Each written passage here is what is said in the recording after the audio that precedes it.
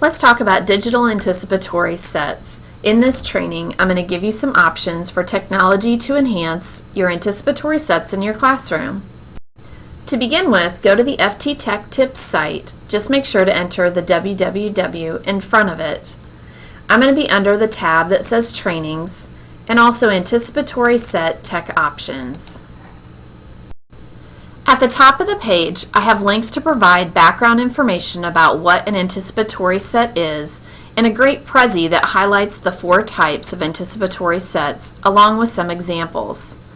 To the right is a link to the handout that you can use to jot notes throughout the training. Feel free to pause and explore the intro information and download or print the handout out before I begin discussing the technology tools. Let's begin with the site Vokey. This Web 2.0 tool allows users to create virtual avatars. Thinking in terms of an anticipatory set, a teacher could create an avatar of themselves to introduce a lesson. Click on the orange bubble to launch the Vokey site. When the site pops up, then you get an idea of seeing the different speaking avatars. It's very easy to use, very adjustable. You are able to make a free Vokey, that is possible, but they also do have pricing plans or subscriptions. If you're interested in trying Vokey with your classroom, it is $30 a year to do an annual subscription. You can fit up to 150 students onto one account. Back on the FT Tech site, I'm going to click a link to some sample Vokey projects. Once you have designed your avatar, you have a couple of choices when it comes to the voice. You can type what the avatar will say and then select from a variety of automated voices, or you could plug in a microphone or webcam to use your own live voice. Let's listen to a few samples to get the idea. Hi, my name is Jack. I think August was treated badly. I was his only friend just because he was different. Like on Halloween, I said something that I should not have said. But near the end of the year he got some friends.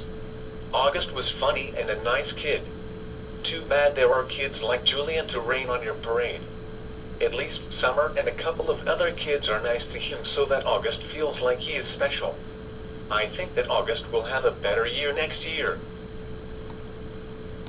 Hi, my name is Justin. The first character trait I showed is being congenial and friendly. I believed Mrs. Frisbee that she was married to Jonathan Frisbee when others wouldn't.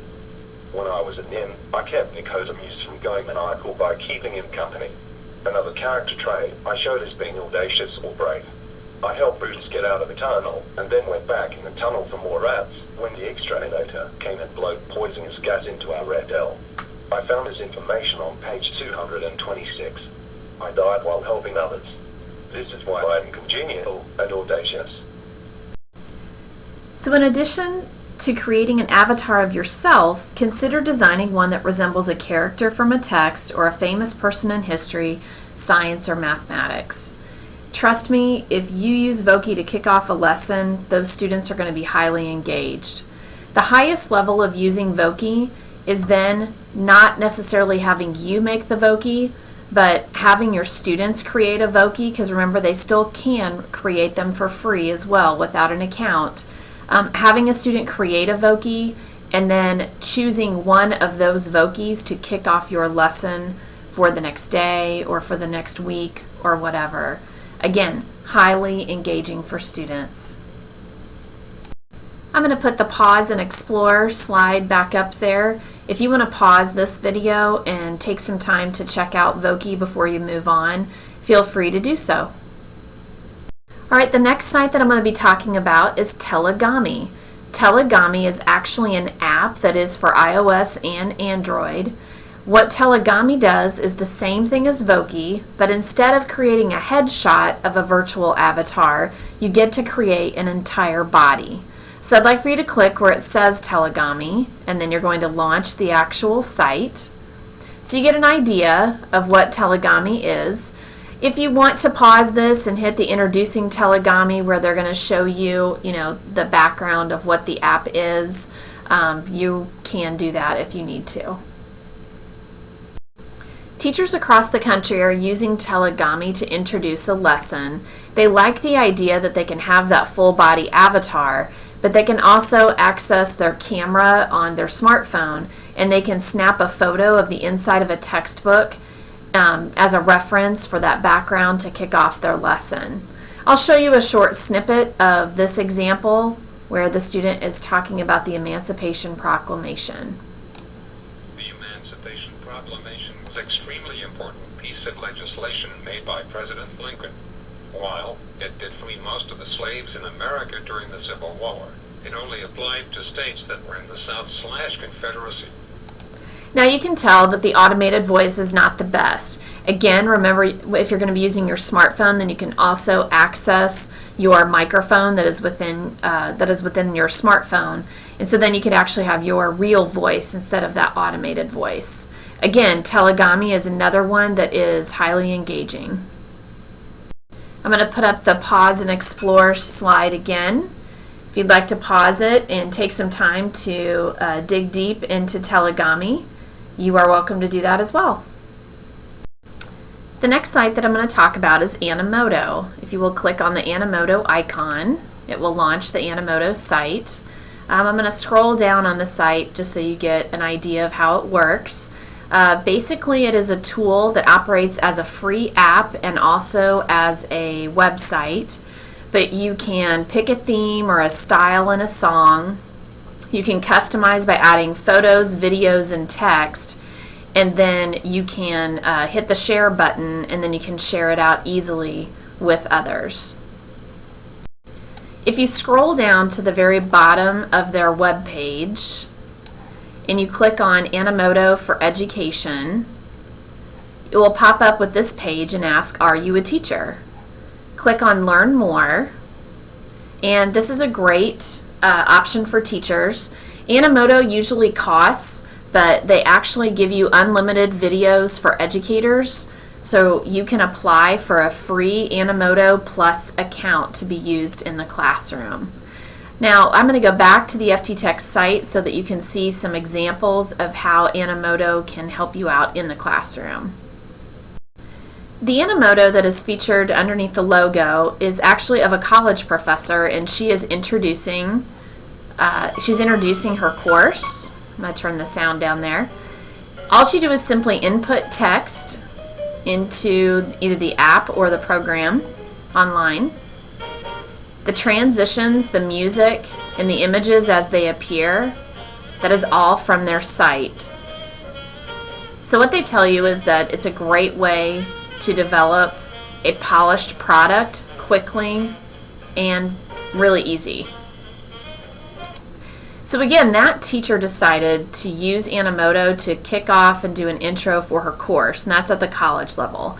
But I want you to think as a teacher for a digital anticipatory set, you could take images. It doesn't have to be images of students, but you could have images that relate to the topic that you're getting ready to introduce, something to kick off that lesson, insert text, and to start your lesson, you could just kick it off by showing that Animoto.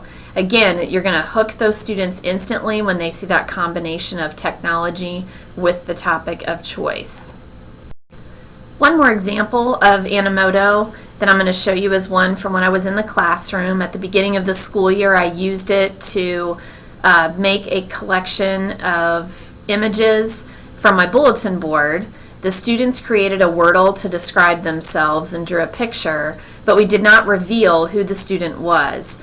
So then the parents had to watch the video and see if they could match who their student or who the student is and which one is their child.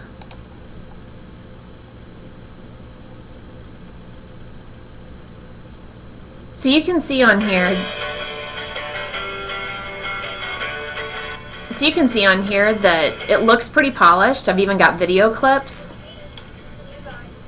This theme is actually Inkwell. But the whole process, it makes it look like that I spent a lot of time creating all of this, but I actually didn't. By the time that I imported all of the pictures and the little tiny video clips that I had. The entire thing took me probably about 20 minutes to get the whole thing done. Take a few moments and check out the Animoto site now. The next tool that I'm going to highlight is the app Pics, and I want to have you click where it says link to sample Pics projects. Earlier this school year, I used it as one of my monthly tech tips, and we had several teachers across the district that used Pics. I'm going to play the little intro video. The concept is you can take a photo of anything, snap the photo, draw a line to make a mouth. You can record for 30 seconds. You can add art, but you don't need to. And voila, you can make anything talk. So that's the premise of the app, and yeah, you can have a lot of fun with it. But the minute that you start to think about it in the classroom, let's talk about for an anticipatory set. Level 1, you could take a photo of yourself, draw a mouth, and then record your voice where you are doing something funny, where you are introducing the lesson. Layer 2 of that is take a photo of something that relates to your lesson. Take a picture of the inside of the textbook or even a cover of a book, and then make it come to life with that app Pics. I'm going to scroll down on this page, and there are tons of examples that you can take the time to scroll through and take a look at. But the one that I wanted to point out to you is this one that was done by Tracy Straight at Middle School East. She used it for an anticipatory set. Today we will be writing procedures for making peanut butter and jelly sandwiches. You will have to make a materials list and list the steps to make a peanut butter and jelly sandwich. Good luck! Which it was a great example of how you can use it as a digital anticipatory set. Go ahead and pause and explore Pics. The next two sites that I'm going to be talking about are Powtoon and GoAnimate. I like to consider them like PowerPoint on steroids would be how I would describe it. Basically, you can do a presentation, but you can make it completely something that's constantly moving. I am going to tell you, I'm going to click on the Powtoon logo there. Powtoon is great, but it does have a learning curve that comes along with it. If you're thinking about creating a Powtoon presentation to kick off your lesson the next day, just know that like I said, there is a learning curve with it. It's not something that you want to try to do the night before. You want to take some time to sit down and learn the program. They do have tutorials on here that can assist you, but it definitely takes some practice. GoAnimate is very similar to Powtoon. Same concept where they have animated characters that you can drag and drop to make a presentation. Now, when I was out in schools and talking to teachers about different options for a anticipatory set, they got a little leery when I said, oh, it's going to take some time to make it yourself. But what if I told you that you didn't have to make it? There's a lot of teachers out there that have already made Powtoons and used GoAnimate to make presentations on a lot of the major topics that you're already covering in class. So what I told them to do was open up YouTube, search on YouTube for the topic that you're looking for, whatever content it may be, and then put a space, and then put Powtoon or GoAnimate after it. And boom, you're going to get a lot of examples of other teachers that have already made those Powtoons and the GoAnimate presentations. And overwhelmingly, when I've been out in buildings doing this presentation, then teachers are like, yes, that's a perfect option for me. If I want to explore and I want to learn how to use it over the summer, great. But you're telling me that this is something that I can use now, tomorrow, in my classroom, so great. I am going to put up the pause and explore if you want to take some time to check out Powtoon and GoAnimate. I'm just going to briefly talk about Miograph. It is a site that allows you to create interactive stories. If you are a history teacher, then you definitely want to take a look at that site. You can also take a look at a link to a sample Miograph that I have created. The next section of tools that I'm going to highlight have to do with the love for social media. We all know that kids, of course they should not be on social media if they are under 13, but everyone is aware of what social media is. The popular sites, Facebook, Twitter, Instagram, all of those different sites. If you can embrace adding some kind of a hook that incorporates a fake social media post, kids will be engaged and they will definitely be hooked to get ready to start that lesson. One of the sites, if you're not familiar with it, is called classtools.net. If you aren't familiar with classtools.net, it does offer a lot of different great tools that you can use in the classroom. Now, I was talking about social media posts and creating some fake versions of it. On this site, they actually, of course, they can't call it Facebook, but they call it Fakebook, and they provide a free template for you to be able to make a Facebook page of anyone. So as you can tell from their little example there, what would it be like if Abraham Lincoln had his own Facebook page, and so on. So you as a teacher could make one, have it projected when the students are walking in or as you're getting ready to start that lesson, and have a great discussion with the students. They're going to love it as soon as they realize what it is. This tool, as I scroll down, is really great. It's an SMS generator, and what it allows you to do is to create fake text messages. So I can type in conversations. I'm just bouncing back and forth between the gray and the green bubbles. I was telling teachers when I was in buildings that how I would use this in the classroom is I would have it projected, but ahead of time I would have typed up a conversation between two characters, and then I would ask the students to determine who it is that's sending the text message and who is it to. So some great discussions, but a really engaging way to start off a lesson by using that. A few other tools on here, if you want to use a random name picker in your class, that one's been pinned a lot on Pinterest, so I've been pointing out to people when I go out to do the training that that's one that you may or may not be familiar with, but you'll want to check it out. You can also do a fake Twitter post. Of course, they can't call it Twitter, so they call it Twister, and that is a link to a template that they have for it. Definitely a site worth checking out if you are not familiar with it. And I hit the pause and explore button so that way you guys can take a look at the classtools.net site if you would like. If you're looking for an app that will help you create a fake social media post, then you want to check out the Social Dummy app. I know on the classtools.net they did not cover Instagram, and I know that's really big with students now. But with the Social Dummy app, you can do a fake Instagram post. Now, this is just an example of how I incorporated social media with an activity that I was doing with my classroom last year.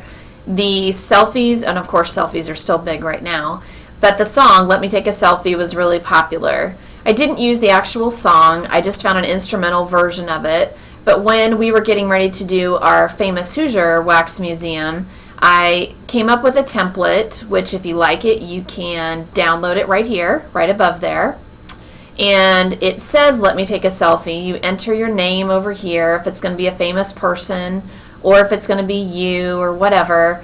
And then off to the side, then you get to create your own hashtag that would correlate the best way to describe you.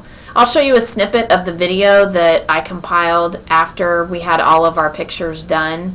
But you could consider doing that to kick off the beginning of the year, or even the beginning of a lesson where you do a selfie of you dressed up as a character to kick off your lesson.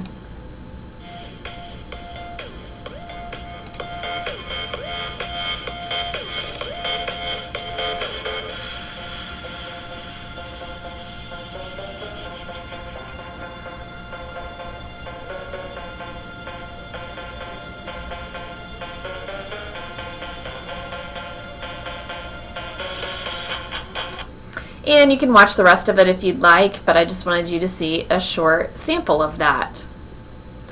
Another site to consider is VoiceThread. This site will allow you to upload an image, and then you can add your own voice to your actual picture, and I'm going to show you a sample of one that my class had done with a book, Harriet Tubman. So when I asked the students, they drew a picture of Harriet Tubman after we had read the book, and then they had to give me character traits that would describe her, but also tie in text evidence. Well, what if you were doing this lesson and you were getting ready to start it and introduce it? So you could model for your students what it was going to look like by you creating a voice thread instead, getting ready to get that hook to get them excited.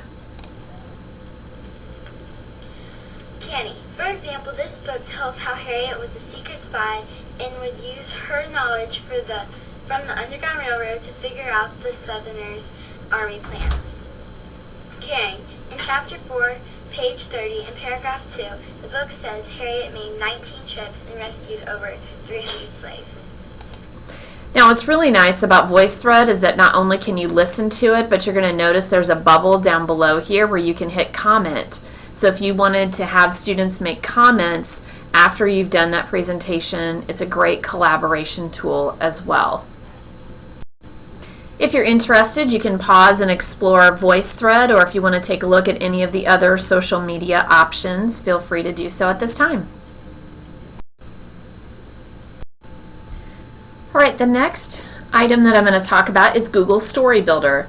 You may have seen commercials on TV from Google where you could see them typing and it had music in the background, and you're probably thinking in your head, man, I wonder how they did that. Well, it's really awesome because Google has created this tool, Story Builder, where you can do the same thing. I'm going to show you some clips. If you'll go ahead and click on Google Story Builder, it will launch the site. They have some samples, so I'm going to let those play.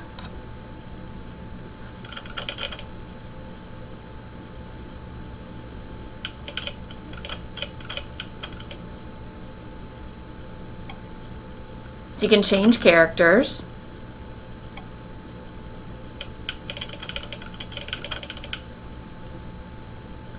So that's one example of how you can use Google Story Builder. This one is 2 or 3 pirates that are having a conversation back and forth. You'll notice the Pirates of the Caribbean theme music in the background. They have music that you can choose from to add to as part of your background. It's all free.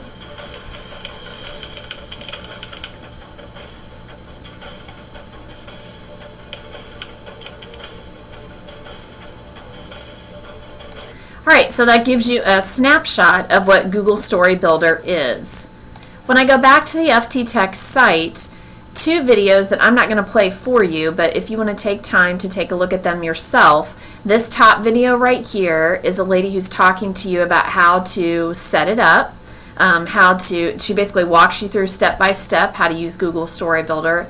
Trust me, it is very, very easy to use. She then goes into how she used it in the classroom, so some great ideas in there. Below that is how a teacher decided to use Google Story Builder for math, which I thought was a really good idea. So if you are going to type out a math problem, and then after it you could change it and then have someone start to analyze the problem and talk about how they would answer the question. I just thought that was a great idea that a teacher had come up with. So again, if you're going to use Google Story Builder to start a lesson, just click play on the video that you create, and maybe it's 2 characters from a story again, or any text, that are having a conversation, and the kids are like, what in the world is going on? But then they realize how cool it is the longer that they watch it. And again, that higher level is having your students make something in Google Story Builder and then picking one of theirs to then highlight in the classroom. So just a great tool. If you want to pause and explore Google Story Builder, you may do so at this time. The next set of ideas when you're going to be thinking about that anticipatory set is thinking about that power of commercials. We all watch commercials all the time, the kids do too, but I want you to kind of think about those commercials with a different lens. So as you're watching it, start to think about how you could use that commercial to kick off your lesson. A few years ago, whenever I was starting to do the Smeckens Life Map lesson in the classroom, this commercial came out from Google. I won't show the whole thing. But the concept is that the dad created a fake email account, basically as a virtual diary, where he could log everything that was going on in his daughter's life. Towards the end of the commercial, he's then going to say, I can't wait to share these with you someday. The first time that I saw this commercial, it instantly clicked in my head, oh my gosh, this is perfect for the Life Map mini lesson. So when I got ready to do that lesson, then all I had to do was show that video, and the kids understood exactly what it was that we were going to be doing in class, and they were completely hooked, and over half of the class wanted to do some type of a digital version of a project, which was great. But just thinking about how commercials can help you out. When I was teaching figurative language, I used the Geico commercials extensively, the La Quinta Inn commercials. Also, they make idioms come to life, just a great tool to use. I found this complete guide about using commercials in the classroom, and I thought that it was a really good resource, so I added it to the website as well. You may want to check that out. The next portion that I'm going to talk about would be movie clips. A lot of teachers think about using, segments of movies and so on, but sometimes it can be hard to find the movie clip that you want. So I have some samples here. For instance, I was reading out loud Where the Red Fern Grows to my class, and in that novel they were talking about flashbacks. The kids didn't understand what a flashback was, so I had a conversation with them, and they said, it's like in Despicable Me when Gru was telling his mom how badly that he wanted to go to the moon. Or Wreck-It Ralph when they give you the backstory for Turbo. So that was the connection that the kids needed for them to understand what a flashback was. I went out to YouTube then, and I did actually find the clips that I needed. But since that time, I've found this site, which is called movieclips.com. You'll want to jot that down in your notes. It's a great site for you to be able to pull specific links that you need to focus on theme, to focus on mood, any topic that you're doing in the classroom. I do want to caution you that that site is not just made for educators, it's made for anybody that's looking for movie clips. So the movies that are on there are both appropriate and inappropriate. It just spans the gamut. You can search when you're on their site to find movie clips that are within the certain rating that you need for the classroom. Two other sites that are also listed in this section that I want to make sure that everyone's aware of. They've been pretty popular this year in our school district. ViewPure. This is the site that teachers have been waiting for.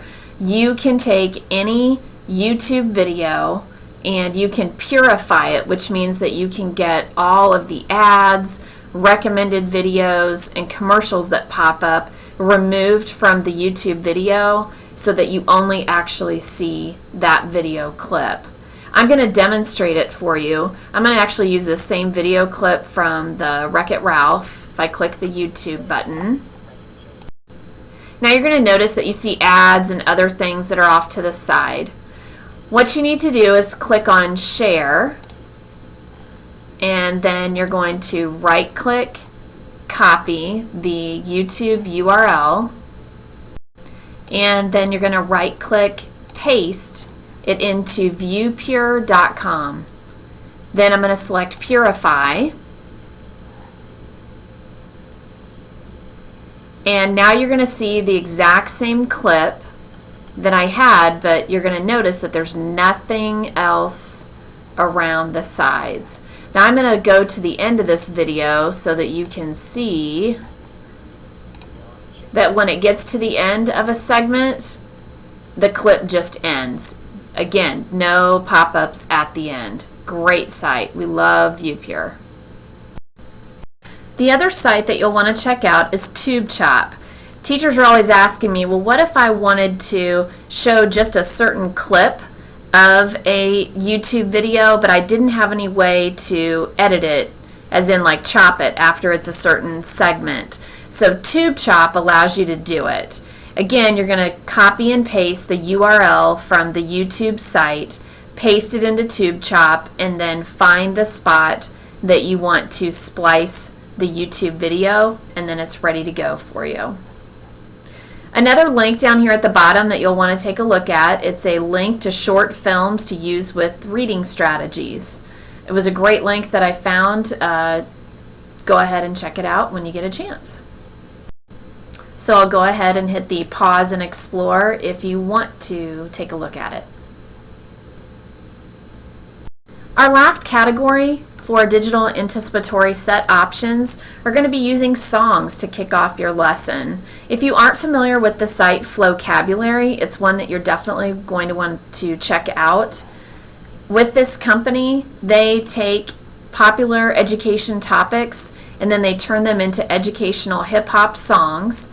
They do have several free songs and videos that are down at the bottom that you can scroll through and see if one works for you. They also have a free trial that you could sign up for. I believe it's a 30-day free trial, and the benefit of doing the free trial is that not only do you get access to the songs and the videos, but you also get access to lesson plans that they have that are already designed to go with the songs. Another company that does something very similar is Rhythm Rhyme Results. They do not make videos of theirs. They only have audio versions, which I know that you can purchase through iTunes.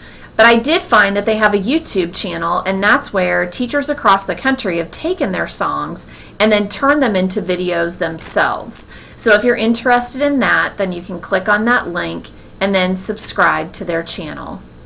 Below that, I just have some ideas of how I have used songs in the classroom. You know, you can analyze lyrics from historical events, use teacher-created songs to start off a subject area. When I was getting ready to do figurative language and I was wanting to analyze the usage, my kids at home were getting ready to watch a movie, and then this song, Everything at Once, started up. And I stopped what I was doing, walked out there, and I started listening to the lyrics, and the entire song is nothing but similes. So it's just one simile after another. But it was really engaging, great beat with it. And I knew that when I was going back in the classroom the next day that I was going to be using that to start off my lesson. I found this video that actually a kid had made where she animated and made all of the idioms kind of come to life. And then I turned it into a challenge with the students and asked them to predict how many similes were in the song. Then as the weeks went on, we used that song to start off our reading block. Then when we started applying it to our writing, the kids had remembered a lot of those similes, so it was very easy for them to apply it across different subjects. All right, we're at the conclusion of our training. Down here at the bottom, I have a Google form that you can fill out. So you need to put your first name, last name, what building that you're at, and what grade level or what it is that you teach. Hit the submit button at the end, and then I can keep track of who has attended the training. Thank you so much. And remember that if you want more ideas about technology integration from our district, then just make sure to go to the fttech.tips site.